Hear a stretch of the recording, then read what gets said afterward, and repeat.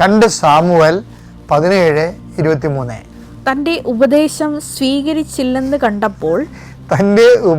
സ്വീകരിച്ചില്ലെന്ന് കണ്ടപ്പോൾ അഹിതോഫേൽ കഴുതയ്ക്ക് ജീനിയിട്ട് തന്റെ പട്ടണത്തിലേക്ക് പോയി. വീട്ടുകാര്യങ്ങളെല്ലാം ക്രമപ്പെടുത്തിയതിനു ശേഷം അവൻ തൂങ്ങി മരിച്ചു. രാവിലെ വെളുപ്പിനെ എഴുന്നേറ്റിട്ട് ഒരു സന്തോഷ വാർത്ത അറിയിക്കുകയാണ്. എന്തെന്ന് പറയാൻ കാരണം, ഇത് ഞാൻ ഈ പറഞ്ഞത് കേൾക്കണമെങ്കിൽ ഇന്നലത്തതുകൂടെ ഒന്ന് കേൾക്കണം കേട്ടോ. ഇന്നലെ എന്താ പറഞ്ഞത്? ഇന്നലത്തുനിന്ന് വായിച്ചേ. അതായത് 2 സാമുവേൽ 15:31 വായിച്ചേ. അഹിതോഫേലും അബ്സലോമിന്റെ ഗൂഢാലോചനയിൽ ചേർന്നെന്ന് അറിഞ്ഞപ്പോൾ ദാവീദ് പ്രാർത്ഥിച്ചു, കർത്താവേ, അഹിതോഫേലിന്റെ ആലോചന വ്യർത്ഥമാക്കണമേ. അത് തൂങ്ങി മരിക്കണമെന്ന്, അവന്റെ കുടുംബം മുടിഞ്ഞു പോകണമെന്ന് ഒന്നും പ്രാർത്ഥിച്ചില്ല. പക്ഷെ കർത്താവിന്റെ ദാസനെ അങ്ങനെ ആർക്കും എഴുതി തള്ളാൻ പറ്റത്തില്ല. ശക്തനും ധീരനുമായിരിക്കുക. എന്താണ് യോശുവയ്ക്ക് കൊടുക്കുന്ന ഉപദേശം? എന്താണ്?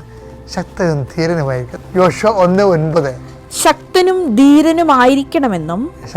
ധീരനുമായിരിക്കണമെന്നും ഭയപ്പെടുകയോ പരിഭ്രമിക്കുകയോ ചെയ്യരുതെന്നും നിന്നോട്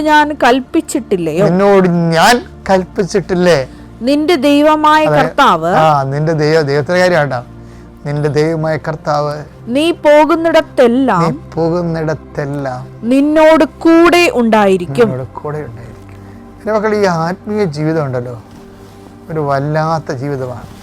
നമ്മളെ പല ആൾക്കാരും മതജീവിതം എന്നാ പറയുന്നത്. മതജീവിതമാണ് അനുഷ്ഠിക്കുന്നത്, ആത്മീയ ജീവിതമല്ല. നിങ്ങൾക്ക് മനസ്സിലായിക്കൊള്ളും പിന്നീട്. പല ആൾക്കാരും ആത്മീയ ജീവിതം എന്ന് പറയുന്നത് മതജീവിതവും ജാതി ജീവിതവുമാണ്. കേരളത്തിലാണ് ഏറ്റവും കൂടുതൽ മതജീവിതവും ജാതി ജീവിതവും ജീവിക്കുന്നവരുള്ളവർ. They are not actually leading the spiritual life, especially biblical spirituality. Biblical spirituality എന്ന് പറയുന്നത് ദൈവത്തിൻ്റെ വചനങ്ങളെ അടിസ്ഥാനപ്പെടുത്തിക്കൊണ്ടുള്ള ഒരു നിലപാടും നയവുമാണ്. അതാണ് ജോഷുവോട് പറയണത്. ശക്തനും ധീരനുമായിരിക്കണം. നീ പോകുന്നിടത്ത് ഞാൻ കൂടെ ഉണ്ടാകും. പിന്നെ നിനക്കെന്താ പ്രശ്നം? അബ്സലോമിൻ്റെ കൂടെയാണ് അഹിതോഫേൽ ചേർന്നത്. ദാവീദിനെ പാരയും സൂചിയും വെക്കാൻ ചേർന്നതാണ്. അപ്പോൾ ദാവീദ് എന്ത് ചെയ്യും? കർത്താവേ, എനിക്കാരുമില്ല, എന്നെ സഹായിക്കണേ ഒന്നും പറഞ്ഞില്ല. ദാവീദ് പ്രാർത്ഥിച്ചു. എന്താ കാര്യം? ദാവീദ് പ്രാർത്ഥിക്കുമ്പോൾ, സങ്കടം കൊണ്ട് പ്രാർത്ഥിക്കുമ്പോൾ ദാവീദ് പ്രാർത്ഥിക്കണം എന്താണ്? ആരെല്ലാം ഇങ്ങനെയൊക്കെ തള്ളി പറഞ്ഞാലും, കർത്താവ് ഗൂഢാലോചന നടത്തിയാലും എന്താണ്? അങ്ങയുടെ തിരുസന്നിധിയിൽ എന്നെ തള്ളിക്കളയരുത്, അങ്ങയുടെ പരിപാലനം എന്നെ എടുത്ത് കളയരുത്. അതൊക്കെയാണ് ദാവീദിൻ്റെ പ്രാർത്ഥന. സങ്കീർത്തനം 51:11. അങ്ങയുടെ സന്നിധിയിൽ നിന്ന് അങ്ങ് ശപിക്കപ്പെട്ടതുപോലെയാണ് നിന്റെ കുടുംബത്തിൽ നിന്ന് ഇനി വാള് നീങ്ങിപ്പോ